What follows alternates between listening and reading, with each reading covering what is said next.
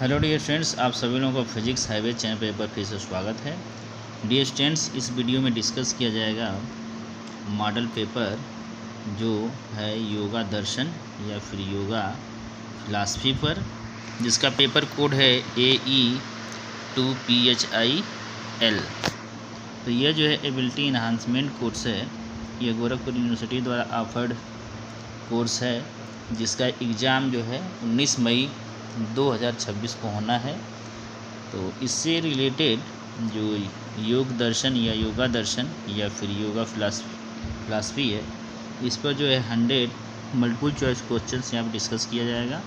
और ये क्वेश्चंस काफ़ी इम्पॉर्टेंट हैं, ये आपके एग्ज़ाम में काफ़ी हेल्प करेंगे। तो आइए स्टार्ट करते हैं।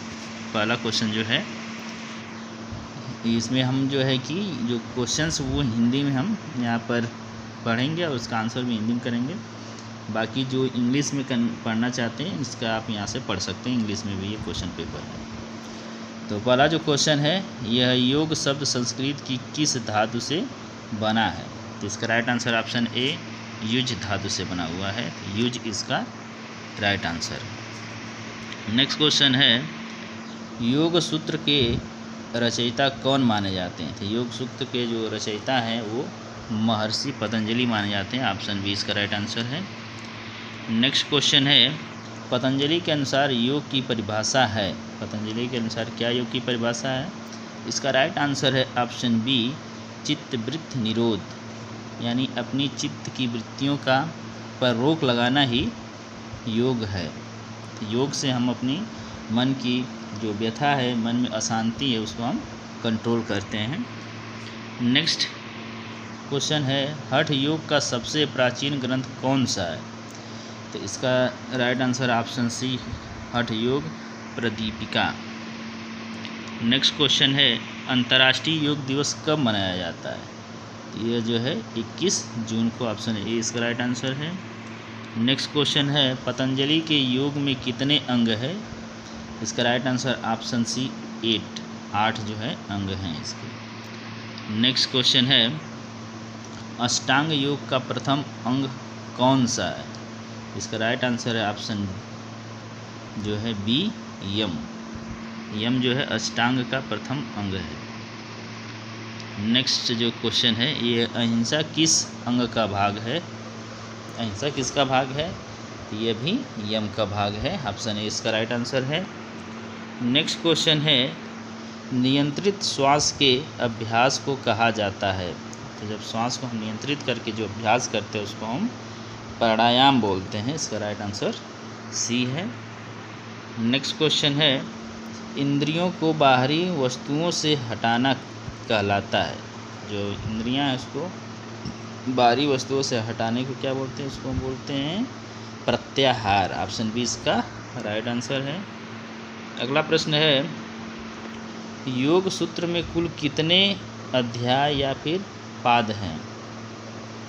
तो इसका राइट आंसर हो गया ऑप्शन सी 4, यानी 4। अगला प्रश्न है, योग सूत्र के प्रथम अध्याय का नाम क्या है? योग सूत्र का प्रथम अध्याय क्या है नाम उसका? तो इसका राइट आंसर है ऑप्शन बी, समाधिपाद।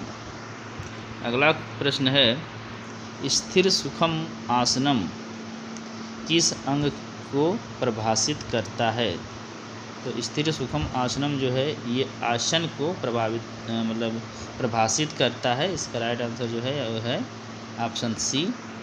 अगला प्रश्न है, कौन सा गुण स्थिरता और पवित्रता से संबंधित है?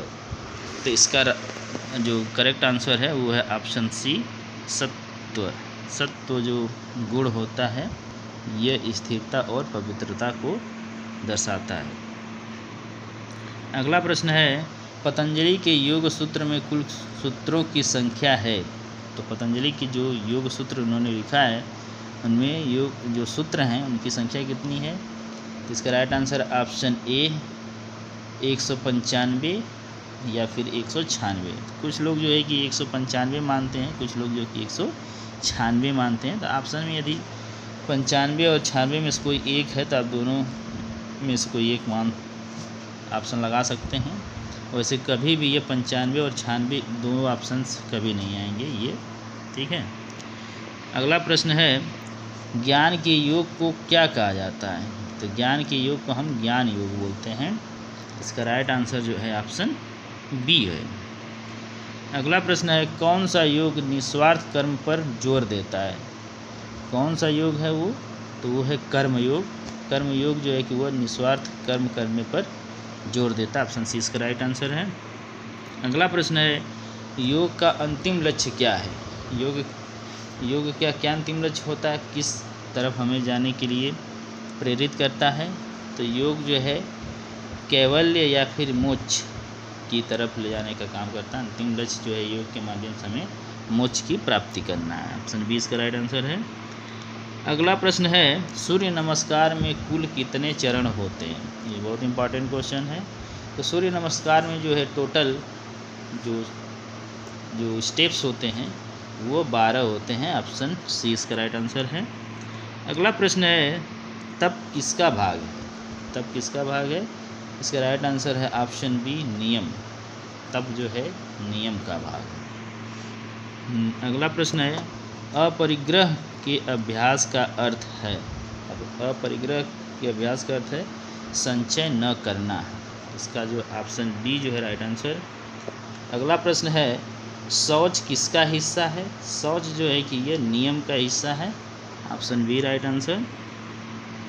अगला प्रश्न है, स्वयं का अध्ययन और पवित्र ग्रंथों के अध्ययन को क्या कहते हैं? तो स्वयं का अध्ययन और पवित्र ग्रंथों के अध्ययन को हम स्वाध्याय बोलते हैं। इसका राइट आंसर हो गया ऑप्शन सी। अगला प्रश्न है, ईश्वर के प्रति समर्पण क्या कहलाता है? ईश्वर के प्रति समर्पण को हम ईश्वर प्रणिधान बोलते हैं। इसका जो आंसर है वो है ऑप्शन बी। अगला प्रश्न है, अस्तेय का शाब्दिक अर्थ है? अस्तेय का शाब्दिक अर्थ है चोरी न करना। ऑप्शन बी इसका राइट आंसर है। अगला जो प्रश्न है वो है, पतंजलि के चित्तवृत्ति के कितने प्रकार बताए हैं? पतंजलि ने चित्तवृत्ति के 5 प्रकार बताए हैं। इसका ऑप्शन सी राइट आंसर है। अगला प्रश्न है, निम्नलिखित में से कौन सी चित्तवृत्ति नहीं है? तो इसमें से कौन सी चित्तवृत्ति नहीं है? इसमें जो है अहिंसा जो है कि चित्तवृत्ति नहीं है। ऑप्शन डी इसका राइट आंसर है। बाकी प्रमाण, निद्रा और स्मृति ये चित्तवृत्ति में आते हैं। अगला प्रश्न है, अविद्या किसका मूल कारण है? तो अविद्या जो है यह क्लेश का मूल कारण है। ऑप्शन बी इसका राइट आंसर है। अगला प्रश्न है, योग दर्शन में कितने क्लेश बताए गए हैं? तो योग दर्शन में टोटल कुल जो है 5 क्लेश बताए गए। ऑप्शन बी इसका राइट आंसर है। अगला जो प्रश्न है वो है, अभिनिवेश का तात्पर्य है? अभिनिवेश का क्या तात्पर्य है? अभिनिवेश का तात्पर्य है मृत्यु का भय। जिनको मृत्यु का भय होता है उनको हम बोलते हैं अभिनिवेश। अगला जो प्रश्न है वो है, जलनेति शुद्धि प्रक्रिया का उपयोग किसके लिए किया जाता है? तो जो शुद्धि प्रक्रिया का उपयोग जो है हम नासिका मार्ग की शुद्धि के लिए करते हैं, जलनेति। अगला जो प्रश्न है, किसी वस्तु पर निरंतर टकटकी लगाकर देखना कहलाता है? तो किसी वस्तु पर लगातार टकटकी लगा के जो देखते हैं इसको हम त्राटक बोलते हैं। इसका राइट जो आंसर है वो है ऑप्शन बी। अगला प्रश्न है, कपालभाति मुख्य रूप से किसे शुद्ध करने में मदद करती है? तो कपालभाति जो होती है, कपाल मतलब होता है मस्तिष्क, तो मस्तिष्क का जो अगला भाग होता है उसको शुद्ध करने के लिए यूज किया जाता है। तो इसका राइट आंसर है ऑप्शन बी। अगला प्रश्न है, हठ योग में कितने खंडमार्ग हैं? तो हठ योग में कितने खंडमार्ग हैं? खंड मतलब 6 होता है, तो 6 मार्ग 6 कर्म होते हैं। खंड कर्म यानी 6 कर्म। तो हठ योग में 6 कर्म होते हैं।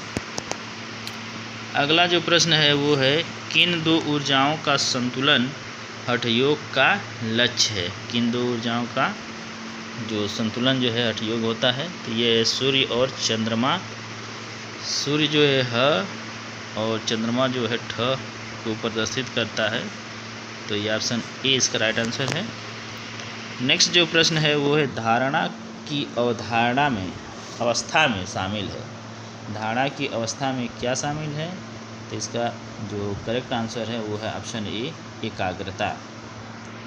अगला जो प्रश्न है वो है ध्यान की वह उन्नत अवस्था जहाँ स्वयं का बोध समाप्त हो जाता है, उसको क्या कहा जाता है? तो ध्यान की वो कौन सी उन्नत सबसे ऊंची अवस्था है जहाँ पर स्वयं का बोध समाप्त हो जाता है कि मैं कौन हूँ, इसकी ज्ञात नहीं रहता है। इसको हम क्या बोलते हैं? इसको हम समाधि बोलते हैं। इसका राइट आंसर ऑप्शन बी। अगला प्रश्न है विभूतिपाद मुख्य रूप से चर्चा करता है। तो विभूतिपाद में मुख्य रूप से किसकी चर्चा होती है? तो इसका राइट आंसर ऑप्शन बी सिद्धियाँ।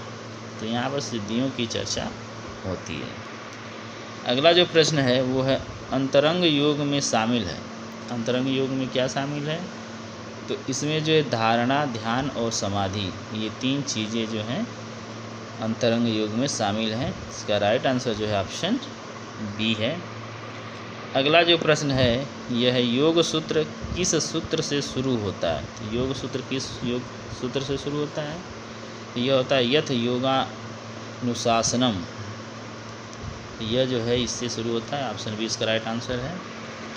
अगला जो प्रश्न है ईड़ा नाड़ी किससे संबंधित है? तो जो ईड़ा नाड़ी जो होता है या ईड़ा नाड़ी यह जो है बाई नासिका से संबंधित है। ऑप्शन बी इसका राइट आंसर है। अगला जो प्रश्न है मिताहार की अवधारणा का तात्पर्य है। मिताहार की अवधारणा का जो तात्पर्य वो है संतुलित और मध्य आहार या मध्यम आहार। तो हमें संतुलित और मध्यम आहार करना चाहिए, न तो बहुत ज़्यादा और न ही बहुत कम। जो गौतम बुद्ध ने उपदेश में अपने बोला था कि हमें मध्य मार्गी होना चाहिए, न तो एकदम निम्न स्तर का होना चाहिए और न ही बहुत ही उच्च स्तर का रहना चाहिए। नेक्स्ट जो क्वेश्चन है वो है रीढ़ की हड्डी में स्थित मुख्य नाड़ी है। तो इसका राइट आंसर ऑप्शन सी सुषुम्ना। अगला जो प्रश्न है वो है कौन सा प्राण पाचन के लिए उत्तरदायी है? कौन सा प्राण पाचन के लिए उत्तरदायी है? तो इसका जो राइट आंसर ऑप्शन सी है समान।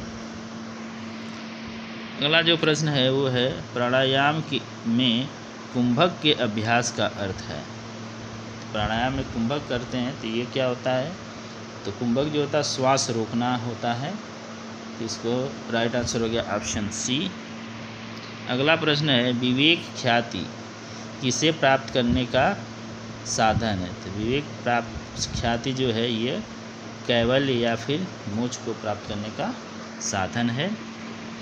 अगला जो प्रश्न है वो है योग के अनुसार दृष्टा को कहा जाता है। तो योग के अनुसार दृष्टा को क्या कहा जाता है? उसे हम पुरुष बोलते हैं। तो इसका राइट आंसर हो जाएगा ऑप्शन बी। अगला जो क्वेश्चन है योग दर्शन में ईश्वर को किस रूप में परिभाषित किया गया है? तो योग दर्शन में ईश्वर को विशेष पुरुष के रूप में परिभाषित किया गया है। इसका राइट आंसर हो गया ऑप्शन बी। अगला जो प्रश्न है वो है यम मुख्य रूप से किससे संबंधित है? यम जो है ये सामाजिक अनुशासन से संबंधित है। यम और नियम होता है, यम नियम। तो यम जो है सामाजिक अनुशासन से संबंधित है। इसका जो राइट आंसर ऑप्शन बी है। अगला जो प्रश्न है वो है किस आसन को आसनों का राजा कहा जाता है? तो आसनों का राजा किसे कहा जाता है? वो है शीर्षासन। ऑप्शन बी इसका राइट है आंसर है। तो शीर्षासन जो है कि आसनों का राजा होता है। अगला जो प्रश्न है मन की क्षिप्त अवस्था की विशेषता है। तो यह जो है अत्यधिक चंचलता जो है मन की क्षिप्त हो जाने की या जिसको हम विक्षिप्त भी बोलते हैं हो जाने की अवस्था होती है। राइट आंसर बी है। जो अगला प्रश्न है वो है योग के प्रारंभ के लिए मन की कौन सी अवस्था अनिवार्य है। तो योग के प्रारंभ करने के लिए जो मन की अवस्था होनी चाहिए वो एकाग्र होनी चाहिए। मन जो हमारा एकाग्र होना चाहिए, तभी हम योग कर पाएंगे। तो इसका राइट आंसर हो गया ऑप्शन सी। अगला जो प्रश्न है ये है निरुद्ध अवस्था का तात्पर्य है। तो निरुद्ध अवस्था का तात्पर्य है नियंत्रित मन। इसका राइट आंसर ऑप्शन ए।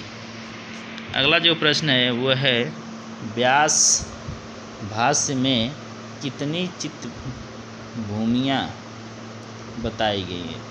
तो चित्त भूमियाँ कितनी बताई गई हैं जो व्यास भाष्य है, तो इसमें राइट आंसर ऑप्शन बी 5। अगला जो प्रश्न है वो है मूढ़ अवस्था में किस गुण की प्रधानता होती है। तो मूढ़ अवस्था में जो है वो तमस गुण की प्रधानता होती है। इसका राइट आंसर हो गया ऑप्शन सी। अगला जो प्रश्न है वो है प्रकृति कितने गुणों से बनी है। तो प्रकृति जो है 3 गुणों से मिलकर बनी है, सत्व, रजस और तमस। तो ये 3 गुण इसमें होते हैं। अगला जो प्रश्न है कौन सा गुण सक्रियता और गति के लिए उत्तरदायी है। तो सक्रियता और गति के लिए कौन सा गुण उत्तरदायी है, तो यह है रजस गुण। ऑप्शन बी इसका राइट आंसर है। अगला जो प्रश्न है वो है सत्व गुण का प्रतीक कौन सा रंग है। तो सत्व गुण का जो प्रतीक रंग है वो है सफ़ेद रंग। इसका राइट आंसर है ऑप्शन सी। अगला जो प्रश्न है वो है गुणों के असंतुलन से क्या होता है। तो गुण जब असंतुलित हो जाते हैं तो उससे जो है सृष्टि का विकास होता है। उसका राइट आंसर जो है ऑप्शन बी। अगला प्रश्न है कौन सा गुण मोह और आलस्य पैदा करता है। तो इसका राइट आंसर है ऑप्शन सी तमस। तमस गुण जो है यह मोह और आलस्य को पैदा करता है। अगला जो प्रश्न है एकाग्रता बढ़ाने के लिए कौन सा आसन सबसे अच्छा है। तो एकाग्रता बढ़ाने के लिए हमें वृक्षासन करना चाहिए। इसका जो करेक्ट आंसर है वो है ऑप्शन ए। अगला प्रश्न है भुजंगासन को किस नाम से भी जाना जाता है। तो भुजंगासन जो होता है उसका और कौन सा नाम होता है। तो इसका जो करेक्ट आंसर है वो है ऑप्शन बी कोबरा मुद्रा। तो भुजंग मतलब होता है सर्प होता है, सर्प का आसन। तो यहाँ पर कोबरा आसन जो है कि इसका दूसरा नाम हो जाएगा। अगला जो प्रश्न है ये है डायमंड पोज किसका अंग्रेजी नाम है। तो डायमंड पोज किसे बोलते हैं इंग्लिश में, इसको हिंदी में क्या बोला जाता है। तो डायमंड पोज को हम हिंदी में जो है वज्रासन बोलते हैं, यानी वज्रासन को इंग्लिश में डायमंड पोज बोलते हैं। इसका राइट आंसर जो ऑप्शन बी है। अगला प्रश्न है भोजन के तुरंत बाद कौन सा आसन किया जाता है। तो भोजन के तुरंत बाद जो है कि हमें वज्रासन करना चाहिए। इसका करेक्ट आंसर बी है। अगला जो प्रश्न है श्वासन शवासन शवासन जो होता है का मुख्य उपयोग किसके लिए किया जाता है। तो इसका जो राइट आंसर ऑप्शन बी विश्राम के लिए। तो यदि आपको विश्राम करना है तो आप चिंता फ्री होकर के दोनों हाथों और पैरों को सीधा रख करके आप आराम से ऊपर की तरफ देखिए या फिर आंख बंद करके आराम से पड़े रहिए। तो ये हो जाता है आपका शवासन। अगला जो प्रश्न है वो है योग किस हार्मोन को कम करने में मदद करता है। तो योग जो है यह जो कार्टिसोल होता है, कार्टिसोल या स्ट्रेस हार्मोन है, उसको ये कम करने का काम करता है। तो योग से हमारा जो स्ट्रेस हार्मोन है वो कंट्रोल रहता है। अगला जो प्रश्न है वो है मैत्री और करुणा से क्या प्राप्त होता है। तो मैत्री और करुणा से हमें चित्त प्रसादन होता है, चित्त हमारा प्रसन्न रहता है, मेंटल पीस मिलता है हमें। अगला जो प्रश्न है वो है मनोदैहिक विकारों को किसके द्वारा प्रबंधित किया जा सकता है? तो इसका जो करेक्ट आंसर है वो है योग और ध्यान के द्वारा। इसका राइट आंसर हो जाएगा ऑप्शन बी। अगला जो प्रश्न है वो है प्रतिपक्ष भावना का अर्थ है। तो प्रतिपक्ष भावना का क्या अर्थ है? तो यह है विपरीत सकारात्मक विचार सोचना। तो ये इसका राइट आंसर ऑप्शन ए। अगला जो प्रश्न है वो है योग में संवेदनात्मक संतुलन की अवस्था कहलाती है। इसका राइट आंसर ऑप्शन ए समत्वम। समत्वम कहते हैं इसको। इसका राइट आंसर ये हो गया है। अगला जो प्रश्न है वह स्वामी विवेकानंद ने किस वर्ष पश्चिम में योग का परिचय दिया? तो योग का परिचय पश्चिम में स्वामी विवेकानंद ने कब दिया? तो इसका राइट आंसर ऑप्शन बी 1893 में। अगला जो क्वेश्चन है वो है आयोग मंत्रालय का मुख्यालय कहाँ है? आयुष मंत्रालय का मुख्यालय कहाँ है? तो आयुष मंत्रालय का जो मुख्यालय है वो है नई दिल्ली में। इसका राइट आंसर ऑप्शन बी। अगला जो प्रश्न है वो है योगा कर्मसु कौशलम। योगा कर्मसु कौशलम कहाँ की उक्ति है? तो यह जो है योगा कर्मसु कौशलम जो है भगवत गीता की युक्ति है। Right answer B. अगला जो प्रश्न है वो है राजयोग पुस्तक किसने लिखी? राजयोग पुस्तक ने स्वामी विवेकानंद ने लिखी थी। राइट आंसर हो गया ऑप्शन बी। अगला जो प्रश्न है वो है किस शहर को विश्व की योग राजधानी कहा जाता है? तो विश्व की योग राजधानी जो है कि हम ऋषिकेश को बोलते हैं। इसका राइट आंसर हो गया ऑप्शन बी। अगला जो प्रश्न है निम्नलिखित में से कौन क्रिया योग का घटक नहीं है? क्रिया योग का घटक जो है वो अहिंसा जो है कि नहीं है। राइट आंसर इसका डी है। बाकी तप, स्वाध्याय या ईश्वर प्राणिधान ये जो है योग क्रिया के घटक हैं। अगला जो प्रश्न है वह है क्रिया योग का मुख्य उद्देश्य क्या है? तो क्रिया योग का जो मुख्य उद्देश्य होता है वो है क्लेशों को तनु या कम करना। तो क्लेशों को कम करने के लिए हम क्रिया योग करते हैं। अगला जो प्रश्न है वो है किस क्लेश को अन्य सभी क्लेशों की जड़ माना जाता है? तो सभी क्लेशों की जड़ किसे माना जाता है? तो यह है अविद्या। इसका राइट आंसर ऑप्शन बी। अगला जो प्रश्न है राग को किसके प्रति लगाव के रूप में परिभाषित किया जाता है? तो इसका राइट आंसर ऑप्शन बी सुख या फिर प्लेजर। अगला जो प्रश्न है वह है द्वेष का तात्पर्य किस भाव से है? तो द्वेष का तात्पर्य जो है घृणा या फिर द्वेष से होता है। तो इसका राइट आंसर हो गया ऑप्शन बी। अगला जो प्रश्न है वो है पतंजलि ने कितने अंतराय या बाधाएं बताई हैं? तो पतंजलि ने कुल जो है कि 9 बाधाएं या फिर अंतराय बताए हैं। अगला जो प्रश्न है वह बाधा के रूप में व्याधि का अर्थ है। तो व्याधि जो होता है वो रोग को कहा जाता है। तो इसका जो राइट आंसर हो जाएगा ऑप्शन बी रोग या सिकनेस या फिर डिजीज।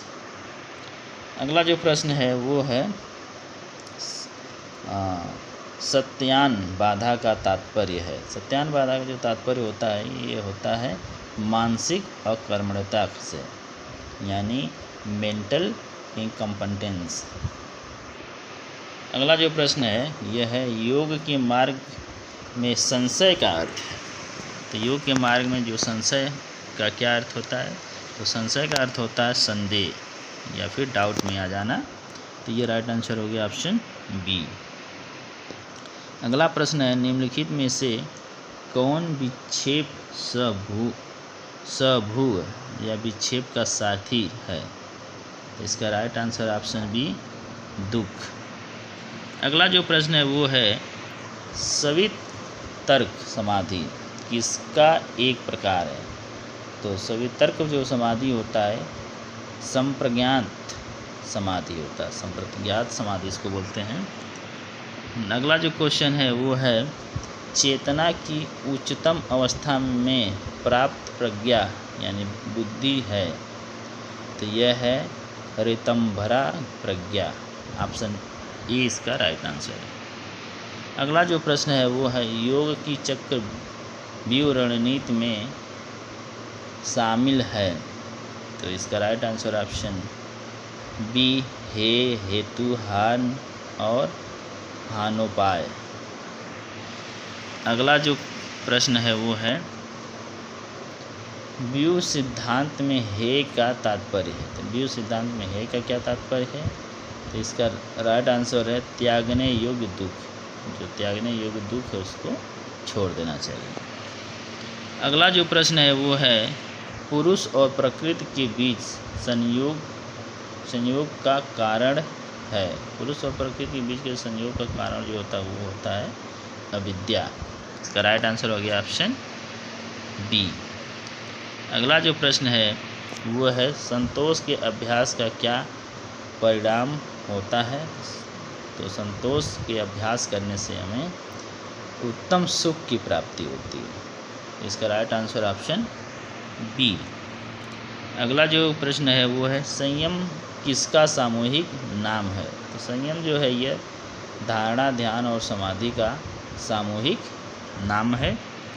अगला जो प्रश्न है तत्र स्थितो यत्रो अभ्यास किसकी परिभाषा है? तो यह जो है अभ्यास की परिभाषा है या फिर प्रैक्टिस की परिभाषा है। इसका राइट आंसर ऑप्शन बी है। अगला जो प्रश्न है कौन सा योग प्राण और अपान के संतुलन पर केंद्रित है? इसका राइट आंसर है ऑप्शन बी हठ योग। अगला जो प्रश्न है वो है प्रणव किसका वाचक है? प्रणव किसका वाचक है? वाचक मतलब नाम। तो प्रणव जो है यह ईश्वर या फिर ओम का वाचक है। अगला जो प्रश्न है वह है योग का पहला व्यवस्थित प्रस्तुतिकरण किसके द्वारा किया गया था? तो योग का जो पहली बार व्यवस्थित प्रस्तुतिकरण जो है वो पतंजलि के द्वारा किया गया था। राइट आंसर इसका डी है। अगला जो प्रश्न है वो है विवेक ख्याति किसे दूर करने का मार्ग प्रशस्त करती है? तो यह जो है ऑप्शन बी इसका राइट आंसर है अविद्या को। अगला जो प्रश्न है योग का कौन सा अंग प्रकाश के आवरण को हटाता है? तो यह है ऑप्शन डी प्राणायाम। तो योग का जो यह प्राणायाम है यह प्रकाश के आवरण को हटाता है। अगला जो क्वेश्चन है वो है योग में प्रमाण के कितने प्रकार हैं? तो इसका राइट आंसर ऑप्शन बी 3 प्रकार होते हैं प्रमाण के। अगला जो प्रश्न है वो है सभी मानसिक वृत्तियों का निरोध है। सभी मानसिक वृत्तियों का जो निरोध होता है उसे हम योग बोलते हैं और योग की जो परिभाषा है वो है चित्तवृत्ति निरोध। तो ये ऑप्शन बी इसका राइट आंसर है। तो डियर स्टूडेंट्स ये रहा योग दर्शन या फिर योगा फिलॉसफी पर 100 मल्टीपल चॉइस क्वेश्चंस जिसका एग्ज़ाम्स आपका 19 मई 2026 को लगा हुआ है। तो आई होप ये क्वेश्चंस आपके एग्ज़ाम्स के लिए काफ़ी हेल्पफुल होंगे। तो इस वीडियो में इतना ही, फिर मिलते हैं अगले वीडियो में। तब तक के लिए धन्यवाद।